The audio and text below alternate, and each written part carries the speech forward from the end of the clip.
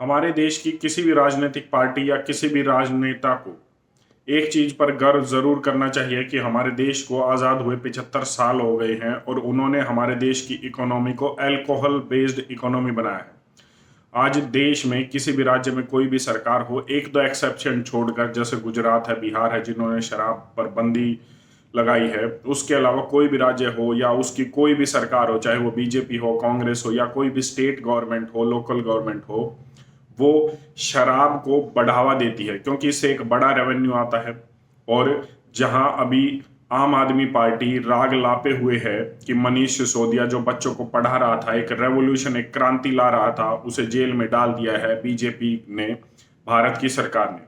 लेकिन यहाँ पर यह भी बता दें कि जो लिक्कर पॉलिसी, जो शराब की नीति लाई गई थी, उसने घर घर में दवाइयाँ पहुंचाई हो ना पहुंचाई हो, ये श्योरिटी दी हो या ना दी हो, लेकिन एक चीज की श्योरिटी जरूर दे दी थी कि हर घर तक दारू जरूर पहुंचेगी, शराब जरूर पहुंचेगी।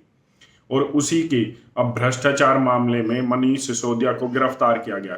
अब ये पॉलिटिकली इन्फ्लुएंस्ड है या नहीं है, वो तो सरकारें जाने या फिर न्यायपालिका जाने, हमारी कोर्ट जाने, लेकिन इतना जरूर है कि शराब को घर घर तक जरूर पहुंचाया गया है। और इस चीज पर चाहे आप आम आदमी पार्टी से हो या कांग्रेस से हो या बीजेपी से हो, आपको ये जरूर मानना चाहिए कि वो गलत है। जो भारतीय जनता पार्टी, जो भारत की सरकार है, उसकी जो ये कह रहे हैं कि मनीष सिसोदिया को इन्होंने गिरफ्तार करवाया है एक पॉलिटिकल एजेंडे के तहत, वही पार्टी हरियाणा में किस तरीके से शराब की नीति लाकर शराब को बढ़ावा दे रही है, ये भी हमें नहीं भूलना चाहिए।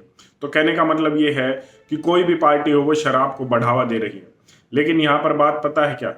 यहाँ पर एक चीज है जो हम सब से छुपाई जा रही है कि मनीष सिसोदिया की गिरफ्तारी को इस समय पर क्यों लाया गया, जब एक बड़ा कोल स्कैम, एक कोयले का घोटाला को उजागर किया जा सकता है, या फिर उसको कवर करने के लिए मनीष सिसोदिया को गिरफ्तार किया जा रहा है और इसे बढ़ा चढ़ा कर दिखाया जा रहा है। एक तरफ की न्यूज हमें दिखाई देती हैं, हम सभी को पता चल गया है क्या गलतियां हुई हैं मनीष सिसोदिया से, क्या गलतियां नहीं हुई हैं, कितना पॉलिटिकली इन्फ्लुएंस्ड है ये गिरफ्तारी। लेकिन अभी तक हमें ये नहीं पता चल पाया कि भारत में जो कोल स्कैम हुआ था, जो कोयला घोटाला हुआ था कांग्रेस के समय में, वैसा ही एक घोटाला अब हुआ है जिसे अब कवर किया जा रहा है। 450 मिलियन टन कोयला निकालने के लिए अडानी कंपनी को टेंडर दिया गया है और ये टेंडर नियमों को ताक पर रख कर दिया गया है।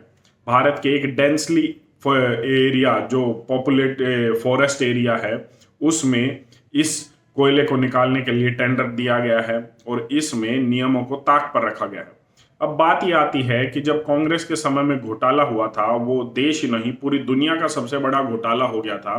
और अब जब इन एप्रोप्रिएट मेथड से और नियमों को ताक पर रखकर जब अडानी के फर्म को ये कोयले का जो खनन के लिए, माइनिंग के लिए टेंडर दिया जा रहा है, तो इस पर सरकार क्या कहेगी या क्या नहीं कहेगी?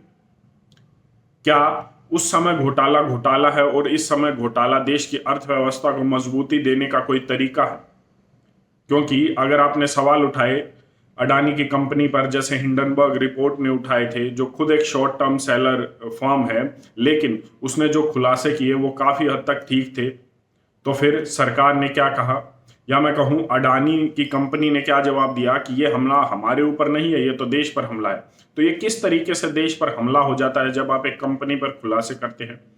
और क्यों अब ये कोयले का एक स्कैम है, इसकी जांच पड़ताल क्यों नहीं हो रही है? अगर ये कहीं पर भी न्यूज में जो है छुपाया जा रहा है, पहली बात तो, लेकिन इक्का दुक्का अगर कोई नीचे चला भी देता है अपनी हेडलाइंस पे, तो क्यों इस पर एक जांच नहीं होनी चाहिए कि किस तरीके से नियमों को ताक पर रखा गया है और क्यों इतना बड़ा जो माइनिंग का टेंडर है वो इस कंपनी को दिया गया है? क्या सब कुछ ठीक है? क्योंकि खबरें तो यही कहती है कि ये इनएप्रोप्रिएट है, ये नहीं होना चाहिए था, और ये जो दिया गया है वो गलत तरीके से दिया गया है, ये आवंटन गलत तरीके से किया गया है। तो क्या आपको नहीं लगता कि मनीष सिसोदिया की गिरफ्तारी, जो एक तरह से पॉलिटिकली इन्फ्लुएंस्ड है, वो तो ठीक बात है, लेकिन ये ऐसे समय पर हुई है जब ये नहीं होनी चाहिए थी? जितनी कवरेज मनीष सिसोदिया की गिरफ्तारी को दी जा रही है, उतनी कवरेज इस कोल स्कैम को दी जानी चाहिए या फिर इसके बारे में इन्वेस्टिगेशन होनी चाहिए, उतनी ही तेजी से और उतनी ही बड़ी इन्वेस्टिगेशन होनी चाहिए। आपकी इस पर अपनी क्या राय है कमेंट करके जरूर बताएं। धन्यवाद। जय हिंद।